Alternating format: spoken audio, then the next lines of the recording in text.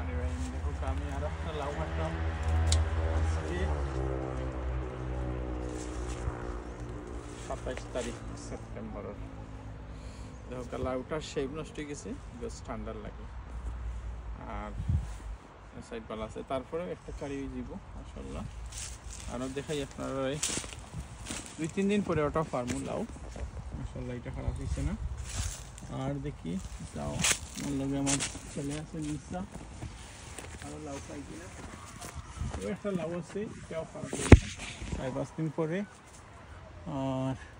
আর আছে নি, ও আছে আর একটা মাশাআল্লাহ, ও আছে আর একটা।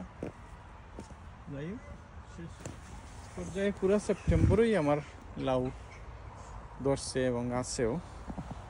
এটা আমার বিজল লাউ, এটা পারতে পারতে আরও 1 সপ্তাহ পরে পাবো, 2-3 সপ্তাহ পরে। এটাও বিজল লাউ, এখনও যে আছে বীজটা পুরো ওয়ালে রাখছি।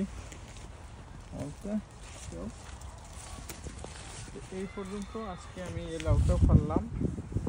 এর আগে আরও একটা লাউ পাচ্ছি, এখান থেকে কৃষকরা দেখাইতাম।